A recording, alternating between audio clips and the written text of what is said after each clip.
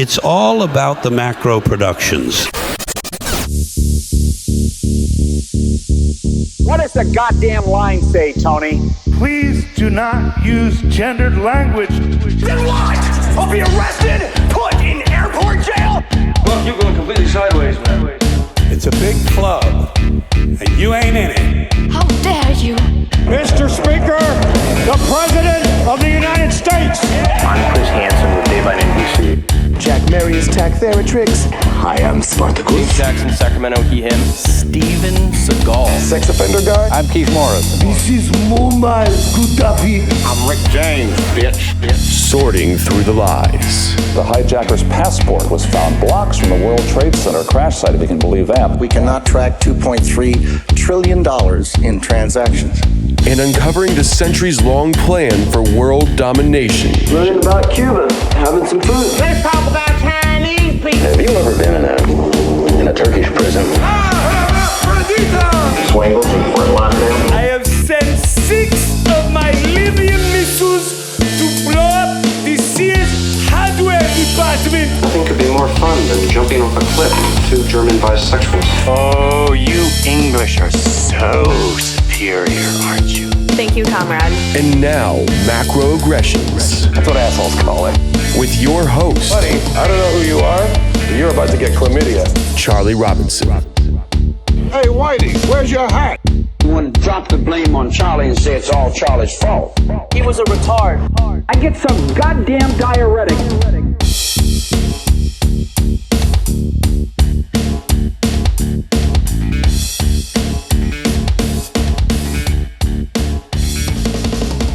Welcome to Macroaggressions. I'm your host, Charlie Robinson. If you are watching us on Band.video, Vigilante TV, Rumble, or you're listening wherever podcasts are served, thanks so much. We do appreciate your support over the years.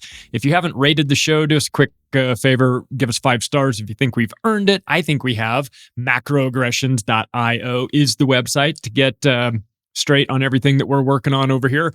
And hopefully you bookmarked Activist Post. It's a great resource for your news every day. I republish articles about 10 times a day over there. So check it out, activistpost.com. We appreciate these sponsors, man. If you got to have sponsors, might as well have good ones. We've got Chemical Free Body, and Tim James has been with me since the very beginning, and they're selling supplements that work. They'll fix you. They'll change your life. The Detox Bundle is fantastic. It's a 90-day program. It's green 85 in the morning and a handful of capsules, and that's it. You just incorporate that into your day. It takes about 5 minutes. It's really about the easiest thing you can do. You do that for 90 days and you will see results. I guarantee you. And I know that because I've done it twice. It really does work. Take a look. Go to chemicalfreebody.com/macro. Find everything there is going on over there. The Water Hero. The Water Hero is the key. If you have a pitcher like a Clearly Filtered or a Brita or a Berkey or something like that you're using to clean your water, I mean, I guess good. That's where you would start, right? This is the next evolution of that. This is structured water. You're going to have to read about it. Go to chemicalfreebody.com/macro. Read about the Water Hero. You'll be blown away. I'm getting one. I've tried it in Mexico. If you can take Mexican water and make it clean, that's the test right there. So chemicalfreebody.com/macro. Take a look. Also to our new friends over at Augustin Farms. They're a family-owned business. They've been in business since 1972, about the year I was born. They've got storable food for you. They've got the greatest supply of storable food you have ever seen. If for no other reason, just go over there and look at what they've got. I didn't know you could make half of this food storable the way they have. I didn't know you could. I'll be honest. I didn't know there was such a thing as butter powder. I didn't know that. There's butter powder. There's eggs and dairy. Everything's dehydrated. You can either put this in your bunker or you can take it with you when you go to the moon or whatever you want to do. But Augustin Farms has a fantastic supply of emergency kits, camping supplies, basically recipes for all of this storable food as well. They have warehouse sale items. There's a lot going on. I suggest you go over there and just take a look. Augustin Farms, AUGASON, that's how you spell it. It's down in the show notes. Augustin Farms, 10% off your first order if you use the discount code MACRO. So go over there, you savages, and save yourself some money and get ready for the apocalypse that may or may not be coming next week. I hope not. But you know, we're in it. We're in the Gladio days. How many episodes have we done on Operation Gladio, the European style, and American Gladio? I feel like we're in it. I watch the Charlie Kirk stuff. I go, this is on the menu. This is some of the things that you could expect in an Operation Gladio scenario. Strategy of tension. And it's like, why are you killing this guy? Why are you shooting this person? Why are you blowing up this grocery store? What did they do to you? Nothing. That's the point. It's specifically because they don't have anything to do with this and they get blown up anyway. It's to set that in the back of your mind. Well, I mean, if it could happen to them, it could happen to anyone. If it could happen here in Podunk, Iowa, right? Somebody goes on a rampage and shoots people. I mean, of course it happens in New York City. That's where everything goes down. You expect that in the big cities. But when you're getting shootings out in the open in Utah, something to be concerned about. I mean, if it can happen in Utah, it can happen in anywhere, ... right? That's the way they want you thinking. So this is a psychological traumatization technique that's used, chilling effect on everybody. Boy, if I speak out, I might be Charlie Kirk. Someone might shoot me in the throat. My name's Charlie. I talk about controversial things all the time. I write books about it, do podcasts about it. It's out there. I go to live events where I am scheduled to be on a stage speaking. Could happen to me. Is that what I'm supposed to think? Am I supposed to not be on a stage now because of that? So there's a lot of air quotes benefits to this for the state. We see this as horrible. The shooting of Charlie Kirk is horrible. They see it as a tool. It's extremely effective for silencing any sort of criticism. You can spin this a variety of ways. We don't know who did it. It could be anyone. Or we know exactly who did it. And if you keep talking about this stuff, you're next.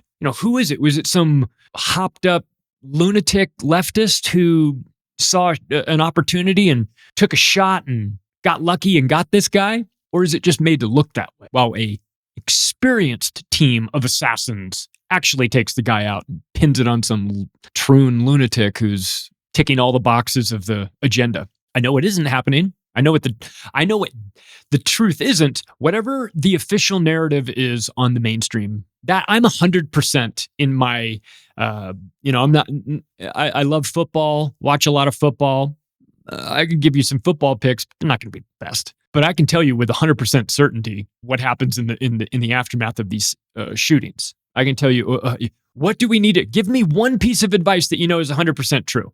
The official narrative is garbage. That I know is 100% true every single time. So however you go about trying to suss out these events and try and get your bearings, the one thing that you can use, the one piece of information that you can always use, take the official narrative and understand that whatever they're saying about that, for a fact that's not true. You just know. Because it's the official narrative, crafted by professional liars whose job is to manipulate you and make you feel a certain way about things. And you could say, well, they've arrested that kid, and that kid confessed to it. That's what they said in like the day of, or whatever. And it's like, and then the next day, oh, he didn't confess to this. Okay, again, the first 24 hours is simultaneously the best place, the best time to get information, and the worst. And let me explain. The good stuff, the interviews with randos that they catch there and say, hey, what did you make of this shooting? They go, I don't know. There were 3 guys, all those interviews, those happen in the first 24 hours and then they disappear. So you've got to compile as much info as you can right off the bat. Interviews with unusual witnesses, the media kind of not getting the script and going live on air and talking about things and making comments and things like that. And then later getting the memo saying, oh, we can't talk about that. And then in the future, tomorrow, you won't hear any of that. So in the early days, in the early hours of the first day, you've got to grab as much information as you can. However, that is also the time that tons of garbage and disinformation and misinformation and misdirections all flowing in as well. So it's the time to kind of get you have to have the eyes to see it, I suppose. And so when this whole thing was going down with Charlie Kirk, it pays, you don't want to be the first one to have a comment about it because it's probably going to come back to bite you. But, what we'll do is this, in this episode, we'll talk about this shooting, and I know everybody's talking about it, and I'm not going to overwhelm you with the ins and outs and the details of that. But this is a bigger story. That's what I mean. This is a the question is it a turning point for the USA?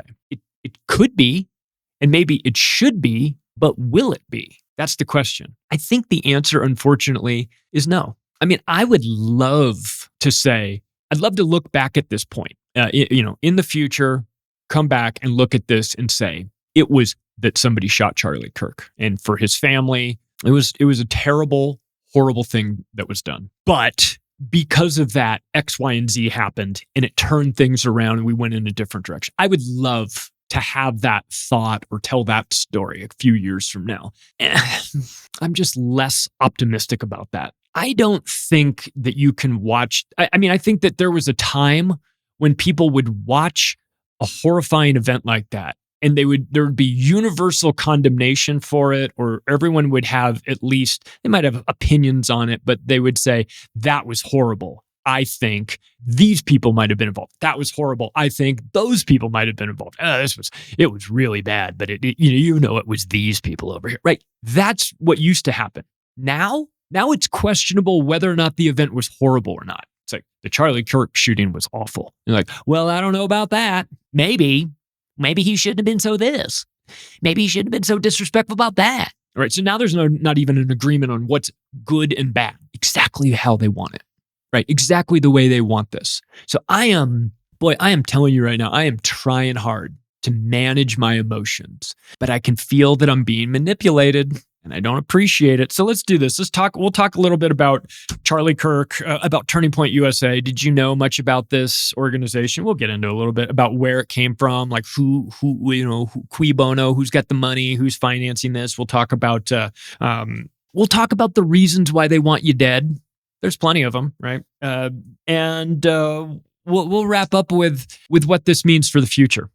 As they've been saying, you killed Charlie, now you get Nick. Good luck with that. Good luck with that, dude. He's a human rattlesnake. Okay, Nick Fuentes. He's an extremely intelligent kid. I don't know, 20s. I'm not going to say I've signed off on what he's about or that I'm against it. I'm comfortable to pick parts out of what he talks about and say, that sounds reasonable and that doesn't, fine. We could pick it up. I actually don't know a ton about Nick Fuentes, but Charlie Kirk was not an extremist, is in my view. He's pretty milquetoast. I mean, I know some people who have extreme thoughts, and I'll just put it to you this way. I've got a sort of like a running spreadsheet in my head. Let's just call it supervillain ranking system, right? Like you have a kind of a rough estimate as to who the bad guys are and who the good guys are, if any. But then within the bad guys, you go, oh, this guy's really bad. Like George H.W. Bush and George Soros, and those guys are at the top, right? And then down at the bottom are like retarded leftists you're like, you're not really dangerous, you're just annoying and stupid, but I think you're evil, but I'm not going to put you in the same category as somebody like Henry Kissinger, right? Charlie Kirk, I would not have him on my list of bad guys. It just wouldn't. I might not agree with him on some of his stuff, and that's fine. I don't think he would have held some purity test that requires everybody to believe exactly as he believes. He was the founder of Turning Point USA in 2012. It's a nonprofit organization. It did about $85 million in revenue last year, had about similar numbers in terms of expenses. So this isn't like, it's nonprofits. It's not like we're not trying to make money. We're not going public. We're not doing all those things. We're going to have money coming in. We're going to have money going out. So 450 employees. It's located in Phoenix. By the way, when Charlie Kirk founded this organization, he was 18 years old, which tells me a couple things. First, he's ambitious. Second, he's got people behind him. Okay, so he co-founded this with a guy named Bill Montgomery, and they used Foster Friese's money. Foster Friese, he died in, I think, 2021, and he's a hardcore Christian financier on the right.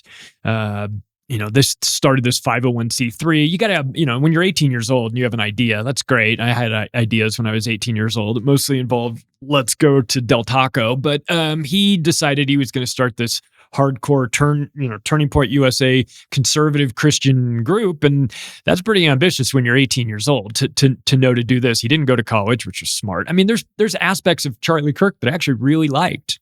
I think if you took, like, I'm not on the right, so I'm not going to say like Donald Trump's coming to save us or the Republicans are coming to save that. Those are terms that I'll never say, right? And so if he's a guy who's saying those things, I would obviously disagree with that line of thinking, but that's so mild. I would disagree with most people's line of thinking when it comes to that. If they think the government's coming to save them, I would just say they're not. But in terms of like Charlie Kirk was advocating for hate, he was out there. Really? I'm going to need to see those videos because I didn't see that.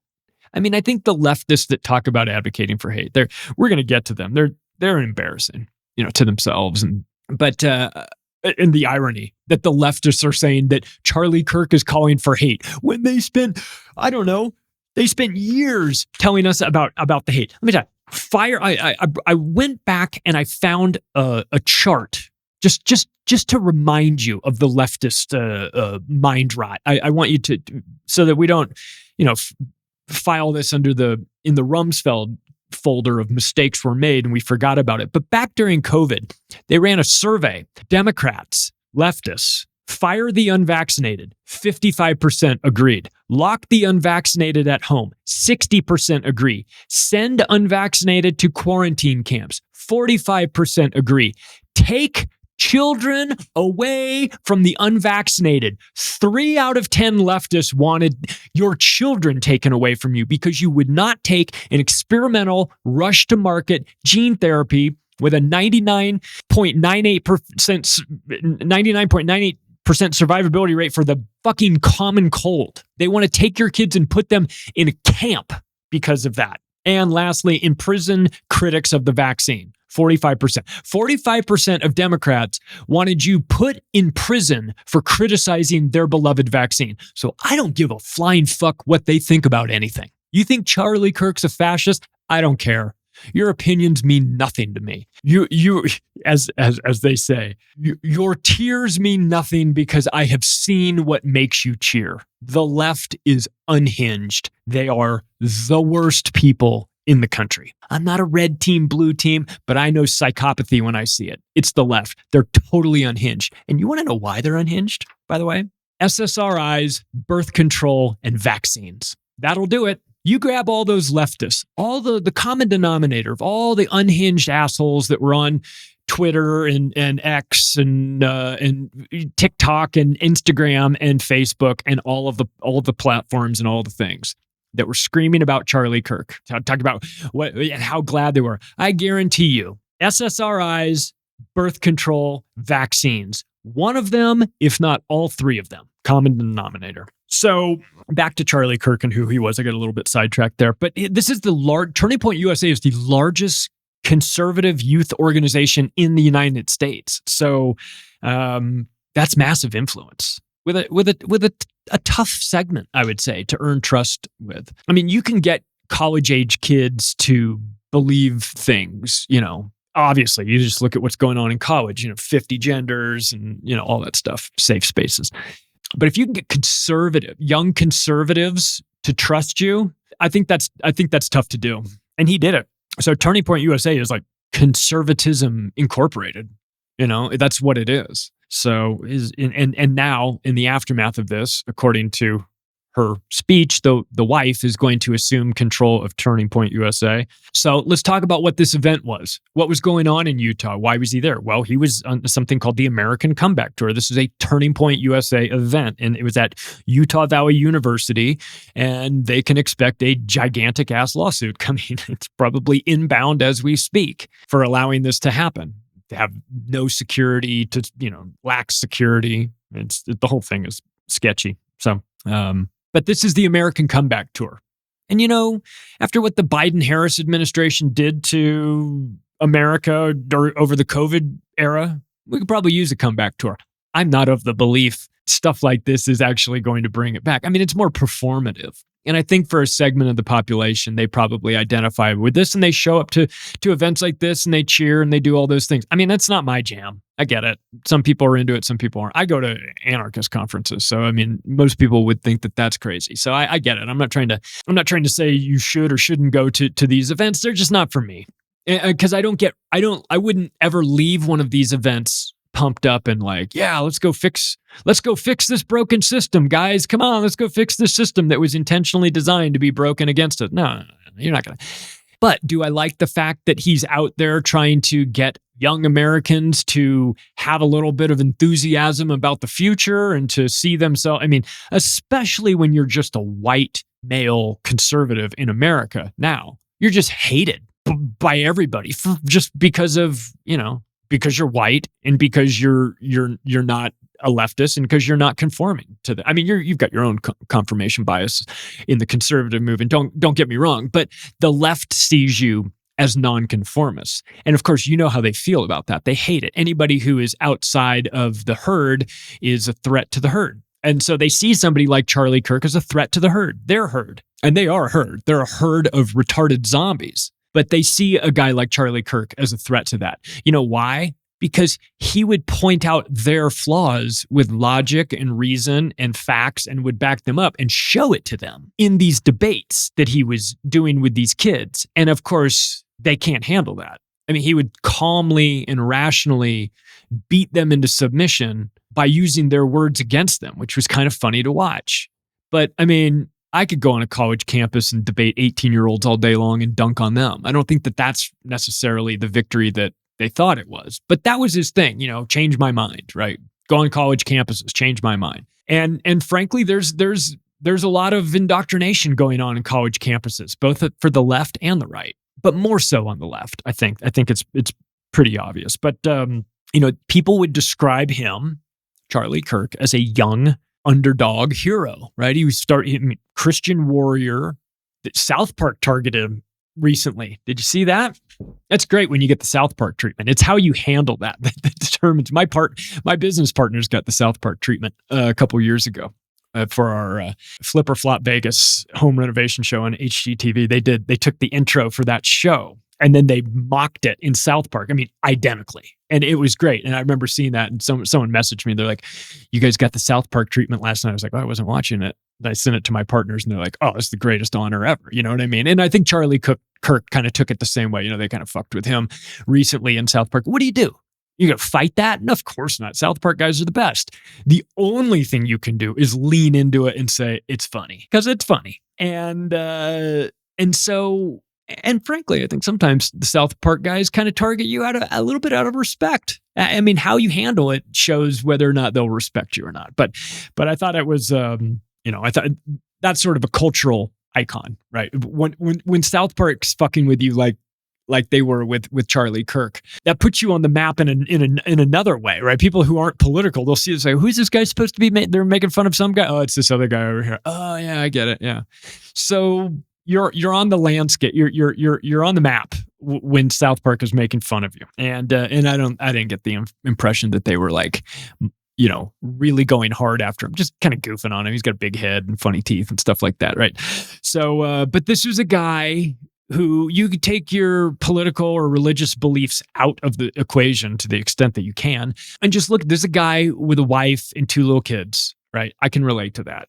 And, with a clean history, by all accounts, a good dude. Maybe took some money from the wrong people. And again, I don't have to agree with him on everything that he said for me to think that he was a good dude. But but we would probably describe him as one of the nicer guys. So you could have debated the nice guy who isn't going to kick your teeth in, proverbially, on a college campus debate show. You got rid of him. You know who they're going to replace him with, right? I mean, maybe not officially, but you know who's going to be filling the void is going to be Nick Fuentes. And you want to debate him on a college campus? Good luck, because he's not going to call off the dogs. So let's talk a little bit about the official story and all this too. Oswald 2, Electric Boogaloo. That's what I thought. And as soon as they said, we caught the guy in 33 hours to be precise, I just went, oh my God, seriously? that cockeyed Kash Patel, the FBI guy. Oh, no, we caught him in 33 hours. You need to go back to spook school. You're not supposed to be that obvious with it. Anyway, so the shooter profile is totally wonky, and I don't know. It doesn't make sense to me. So as of the recording of this, we're like a week out from the shooting. And I always like to take a little bit of time to see how things unfold. But like I said, there's one guarantee. The official story's dog shit. You're going to know that right off the bat. I mean, typically it's like, oh, you don't want to make any assumptions? Make that assumption. Go ahead and make that assumption. Start with the assumption that the official story that they're about to tell you is totally nonsensical, which it will be. Just start there and then work up from there. They don't get the benefit of the doubt anymore. It used to be that the media would say, this is the shooter. This is, reports are coming in early, but it appears that this is the guy. He did this, and he left in a blue car, and they're headed this way, right? It used to be that the police/media would tell you that story, and you'd go, well, I guess that's what it is. I mean, until I hear otherwise, I guess I'll assume that that's the story, and then we'll see how it plays out. You can't do that anymore. If they say white guy, blue car headed east, just pretend like they said nothing. Actually, in fact, you know what? Black guy, red car headed west. That's what's actually going on. So they don't get the benefit of the doubt. The official story is not to be trusted at all. It's incompatible with logic. 33 hours. You found this guy. Oh, it looks just like here's the pictures of the shooter guy that we've got. Be on the lookout. Anyone see this? Let us know if you find this guy with this picture. And then 5 hours later, we found the guy. And they're like, great, let's see the picture. It's like, here it is. And it's like, yeah, but it's not the picture of the guy you told us to look for. Well, close enough. Case closed. Moving on. But I have problems with the whole story. Again, who's delivering the message on the story? The mainstream media. Okay, that's it. Who's telling you about people getting arrested? The FBI and Kash Patel. All right. Do they have credibility? Zero credibility. Zero. So I asked the question, cui bono? Who benefits? You don't shoot Charlie Kirk for no reason. You could shoot him because you're an unhinged leftist who thinks that Charlie Kirk supporting the family and being against abortion is evil, right? And you could take a shot at him because your head's all scrambled and screwed up. And would you have a reason to in your Swiss cheese leftist mind? Maybe. But I am about looking beyond the headlines and maybe going a couple levels deeper than that. Because you see, I know a group who had a real big problem with Charlie Kirk, and it's Israel. And if I were Israel and my motto for the Mossad was, by way of deception, thou shalt do war, I would make sure that the person taking the shot wasn't wearing a yarmulke. I would make sure he was a scrambled-headed, trooned-out lunatic. And I would put the blame on him. And I would get one of my guys to weaponize him and make him be the one doing it. I would put the glove on my hand to make the puppet do what I wanted it to do. So I think we now understand who would want Charlie Kirk dead. And it is not just a bunch of gender goblins. So, I mean, did the shooter leave his business card at the scene with a Tel Aviv address? No, that's not how it works. Did they fantasize? Did the leftist lunatics fantasize about shooting a guy who was everything that they could never be? Of course. I'm sure they fantasized. I'm sure you can go into the depths of Reddit chat rooms and find a bunch of these loonies fantasizing about what they're going to do. But these are people who can't get a job at working at McDonald's and keep it. You know what I mean? So I'm not overly worried about what a bunch of internet trolls may or may not do. Because when the time comes to actually get in the car, load the magazines up, climb up on the roof and take the shot, I'm not of the belief that they've got the guts to do it or the skill to pull it off. But I know that the Israelis do because, they've made a career out of doing shit like this. So, but when you've got a bunch of weaponized, hopped up leftists out there that maybe want to shoot this guy, then you have the perfect cover for the real killer. You have an endless stream of potential people that could be suspects, but nobody's looking at you. I mean, they may be talking about what you've been saying about Israel. They're not looking for that. And the reason why they're not looking for that is because they're looking for some young kid from Utah who was the one who took the shot. But let me ask the question. Why do we know to look for somebody like that? The mainstream media. And who runs the mainstream media? Well, it ain't you and me. I'll put it that way. It's reasonable to think that one of these gender freaks did something horrible and stupid because most of them are already horrible and stupid. So it stands to reason that they could just continue that pattern and be the ones taking the shot. You get the Peppermint Patsy up there, some tranny whose head scrambled. Believable. You'd have to be crazy to do that. Is this person crazy? Well, yeah. You'd have to have you'd have to be real screwed up to do something like this. Does this transvestite person look really screwed up? I don't know. Maybe. Who knows, really? Because the picture that we're seeing of this kid who's the alleged shooter, first they said he did it. Then there's like, whoa, now he's saying he didn't do it. I bet he never said he did it. Who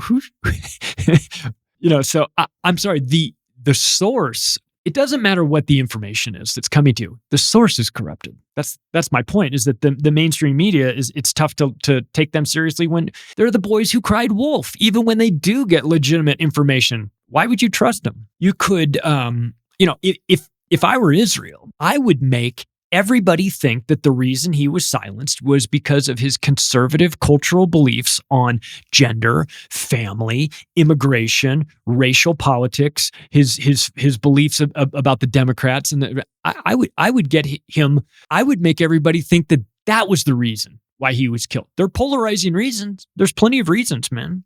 And again, you don't have to get everybody in the loony left weaponized against you. You just need one person. You just need one person who doesn't have anything to lose. Well, look at this group. None of them have anything to lose. They're losers. They have nothing. The only thing they have is this ideology that's totally warped. So you think you couldn't find one of them to take a shot? Of course. So is it reasonable to think that one of these people took a shot at him? Of course it's reasonable to think. That's why the cover story works so well. And by the way, did one of these hopped up lunatics take a shot? Maybe, probably. That'd be even better, because then Israel got what they wanted, which was Charlie Kirk silenced, and they got it done and blamed it on somebody else. It's perfect. Who runs the trans community? Who finances the trans community? Zionism, the Zionists, the Pritzkers, all these groups. So again, Israeli control over the trans community. If you want a patsy, you've got a pool of them to pull from, an endless supply of them. So look, I think the real reason why they killed him is because he turned against Israel. That's what I think. Can I prove that? Not right now. I can prove that they would prefer he was dead because he's talking about things. He's talking, listen, this is from Harrison Smith from InfoWars. Quote, Charlie thinks Israel will kill him if he turns against them. Harrison Smith said that a month. He said, put that on X. I know he put that on X besides it being there, because I remember reading it when he put that up there and thinking, oh, yeah. Yeah, I mean, yeah, of course, I know that. But, since it hadn't happened, it's all theoretical. But there was a lot of Zionist money that flowed into Turning Point USA over the years. But what happens? What happens when the Zionists don't get their way and they go off the rails? They murder everybody. So anybody who's contemplating, would they do this? Something like that. Get that out of your mind. The answer is yes, they would do this. There's no moral hurdle that the Israelis are hesitant to cross. They would do it. The question is, did they? Did they put somebody else up to it? Did they take a shot and blame somebody else? These things happen. This is going to require additional digging.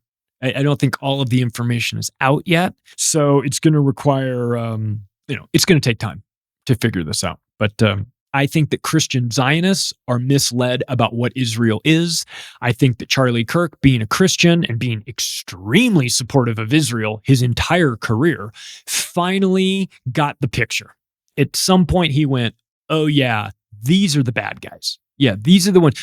They don't want you talking about the children that they murder. They don't want you talking about the pregnant women that they shoot. They don't want you talking about the IDF shirts that have the picture of the pregnant Palestinian women with the target and the line, the gun sights on it, and it says 1 shot, 2 kills. They don't want you talking about the fact that October 7th was meant to happen, that they left the door, that it was a stand down order. Guess who started talking about whether or not October 7th was a stand down order?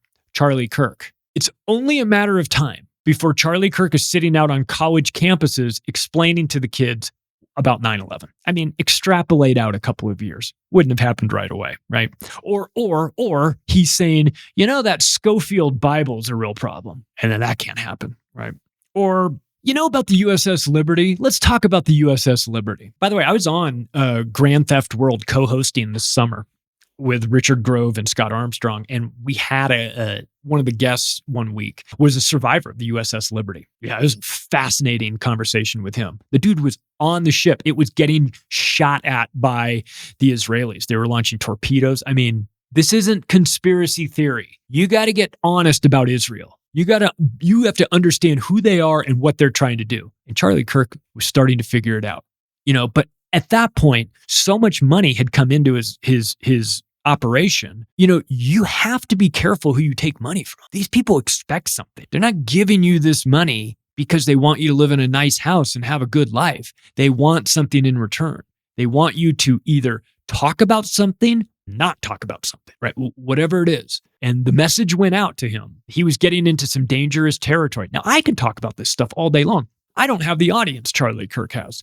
But if all of a sudden my audience was his size, they'd be doing this to me. They'd go, that episode that you had a couple months ago about this, we made a call and got it pulled from Apple Podcasts or Spotify or whatever, stuff like that. That's what would happen. As long as let's talk a couple reasons why they might want to kill. As long as Turning Point USA was focused on immigration reform and gender confusion and radical politics and debating college kids, that's fine. You can do that all day long. In fact, they want that, a certain amount of debate within the acceptable parameters of discussion.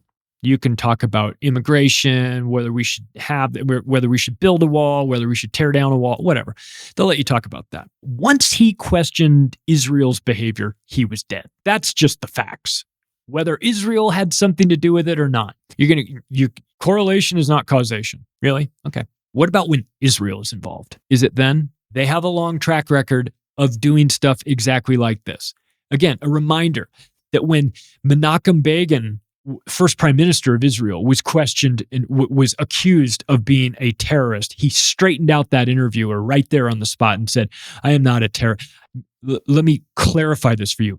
I am the godfather of international terrorism. Understand where that country comes from. That is the foundational level of Israel. By way of deception, thou shalt do war. I am the godfather of international terrorism. I can't believe why is everybody so critical of Israel all of a sudden? I can't believe it. Charlie Kirk was killed because of his words, but it was his words about Israel that got him killed. It wasn't his words about transgenderism. It wasn't his words about the border. It wasn't about leftists wanting to transition kids or stuffing the ballot boxes or pretending that Joe Biden was alive when he's brain dead or whatever. You can discuss that all the time. It's Israel.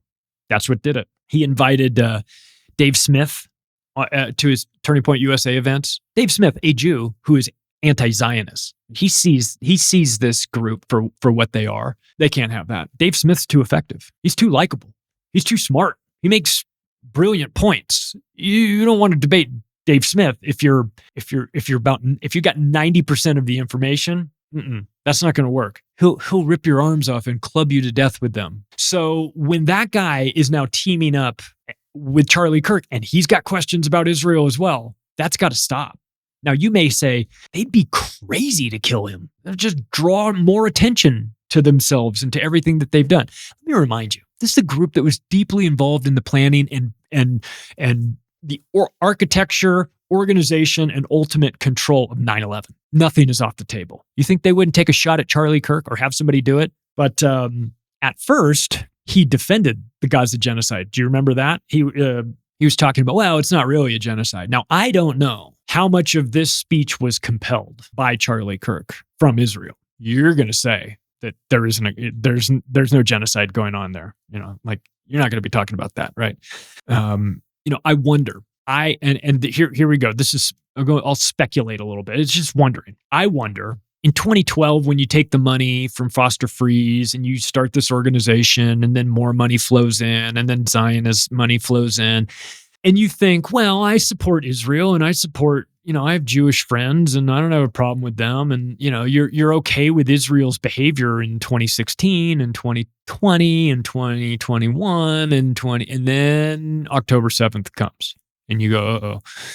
And then the lies start and you start to see it and you go, this is not what they're telling me happened. They want me to say something, but this, and you're Charlie Kirk and you've got all this money and you've got all this power and you're just starting to go, hang on a second. These are actually the bad guys here. And you recognize the genocide for what it is. I wonder if there's part of him that's thinking, I didn't sign up for this. I mean, I supported you guys back then, but that was different. Like you guys weren't doing what you're doing now to the Palestinians. I can't support this. I am a Christian man who does not align with this set of values. I can't support it. I mean, because if that's the conversation you have with your Israeli handlers, I can tell you that their response to that will be, you will support it or you will be dead. And so when Harrison Smith says that Charlie Kirk told him that he thinks that Israel is going to kill him, you should believe him. And I know Harrison, not well, but I've met him and I really liked him. You know what? I got to be honest. And so speaking of this security, I'll tell this little story, a little anecdotal story. I was in Austin in 2023 for the American Liberty Awards, and I had a chance to, the Friday before I came into town, we went out to lunch. I went out to lunch with a couple of the Eric Hollerbach, my friend, comedian Eric Hollerbach, and Harrison Smith and some of these other guys, and had lunch with him. I really liked Harrison. Didn't know him before that, have never been on his show or had him on my show, but I liked him. I thought he was a good guy. And then I met the other InfoWar guys. I met Owen Schroyer and Dan Lyman. And Dan's been on the show, and I'd known Rob Dew before Rob's been on the show. And I was like, I like him. I like that guy. I like him. I like all these guys. But as sort of a, here's my point to this, is that the Sunday after the American Liberty Awards, we went to Barton Creek in Austin, and it's just like a river. It's a cool place. It's a summer day and on a Sunday, so it's packed. There's a lot of people there. And they said, well, come on over. The InfoWars crew is going to be there and we'll meet up with them. And so I did. And so I'm in the river, about like waist deep water. And I'm talking to Owen about whatever. We're having an adult beverage, talking about the world or whatever. And I'm kind of looking around because, there's an InfoWars flag and people would see him go, InfoWars, fuck yeah.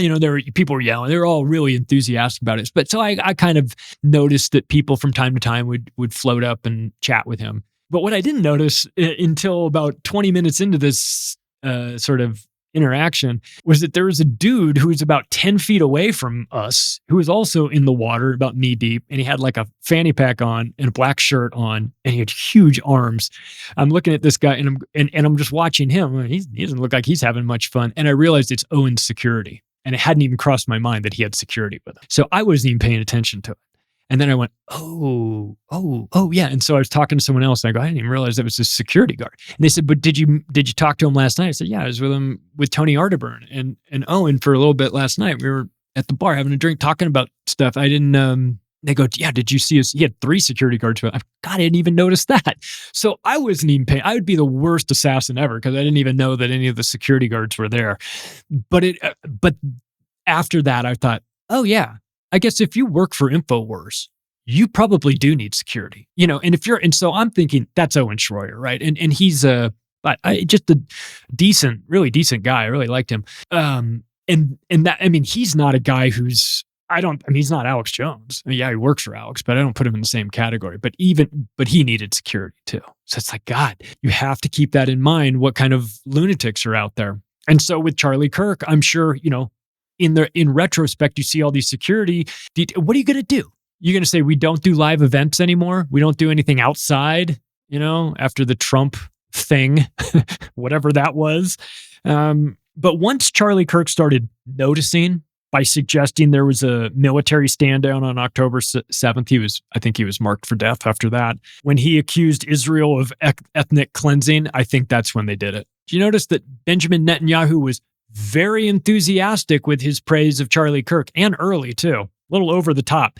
Murals in Tel Aviv. I don't know. When I see stuff like that, I think the killer crying at the funeral. That's what I think. A sociopath like Benjamin Netanyahu, name-changing lunatic. Who are you? Where are you from? You're an Israeli? Why'd you grow up in Philly? Why are you Polish? Why'd you change your name a bunch of times? Who the fuck are you? Charlie Kirk said that he didn't have the freedom to criticize Israel.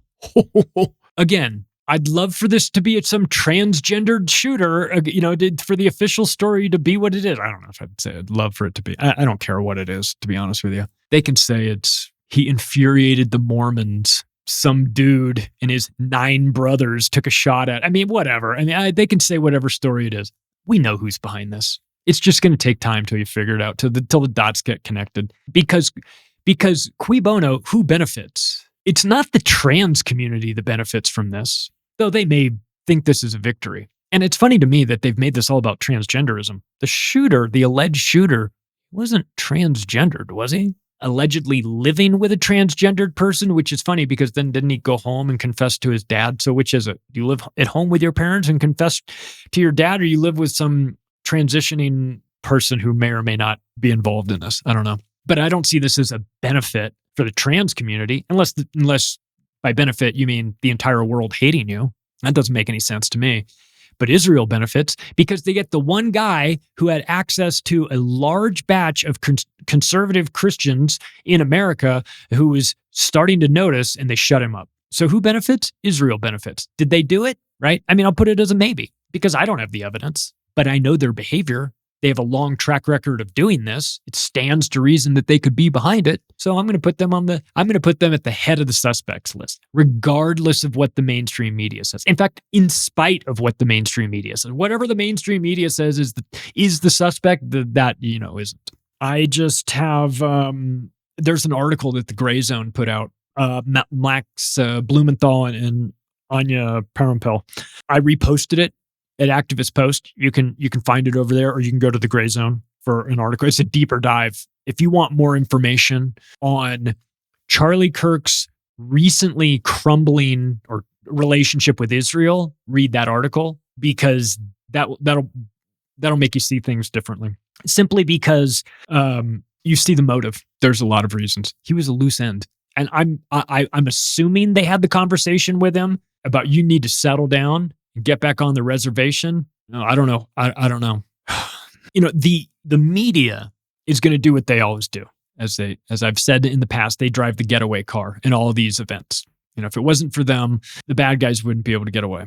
So they're going to deflect the guilt of Israel, put the target on the leftoids who are all getting fired for their social media posts. Just fun. The White House is going to need to come out and revise last month's jobs report after this massive right-wing doxing campaign. Look, I'm not in favor of it, but there is a part of me that says this. You live by the sword, you die by the sword. And if you're some leftoid out there that wants to right-wing people fired for saying the things that they say, when it comes back on you, you don't get to cry and say that you wish death on somebody and then play the victim when somebody takes your job from you. I think it's kind of I think the whole cancel culture thing is gross. It shouldn't exist at all. But since the left is sort of the purveyors, like they're the perpetrators of it. They love it. It's their thing to get everybody canceled.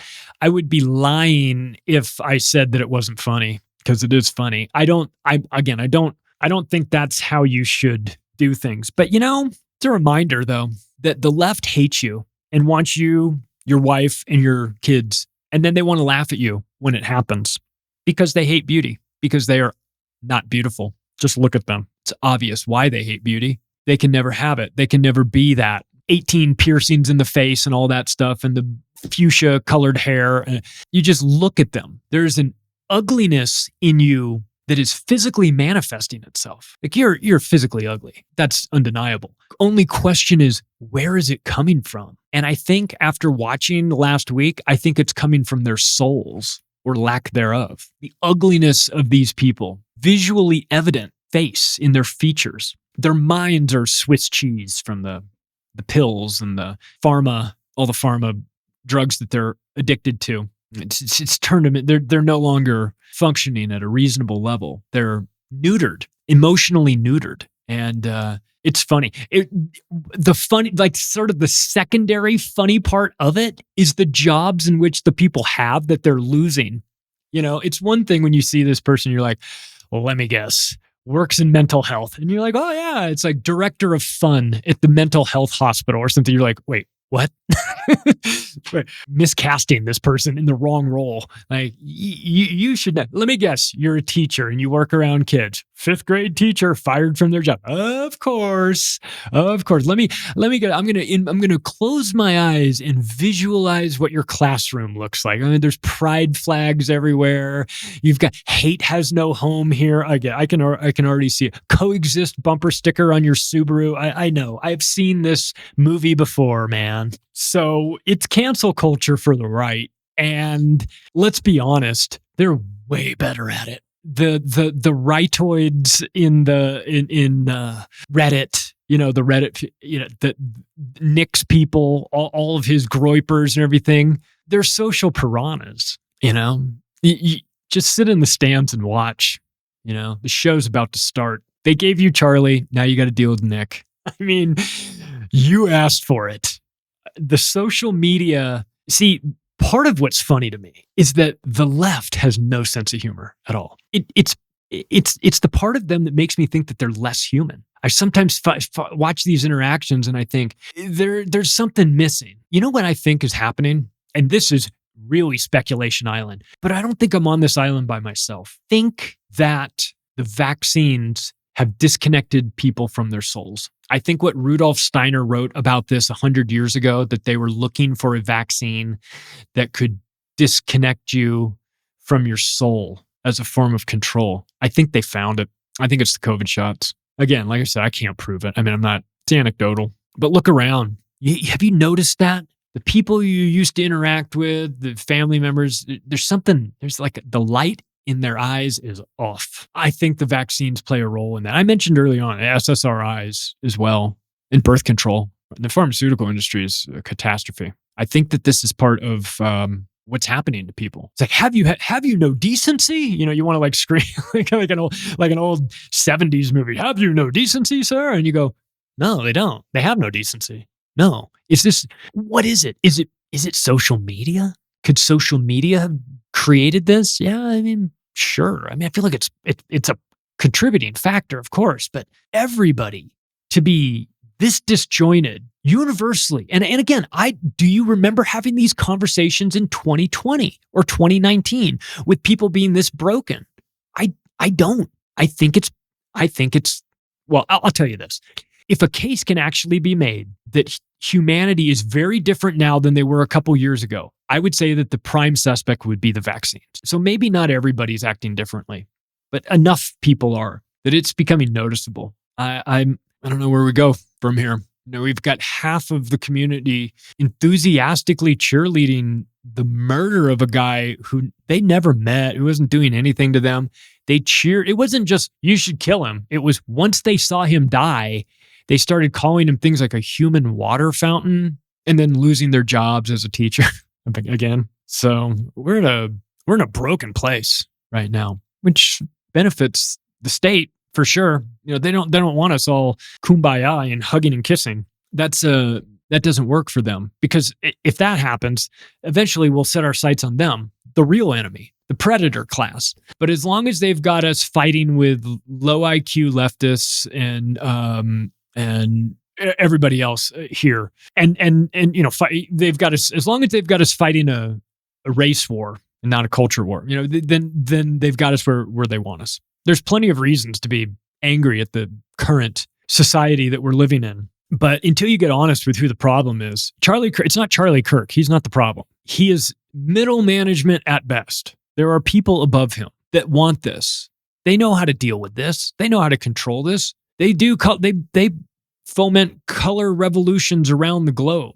This is just another version of that. Order out of chaos. End of empire behavior. Operation Gladio 2025. I mean, call it what you want. This is a strategy of tension, because it's Charlie Kirk one week and it could be Charlie Robinson the next, right? But I'll tell you what, not too many 33s in the official narrative and all the headlines for my taste here.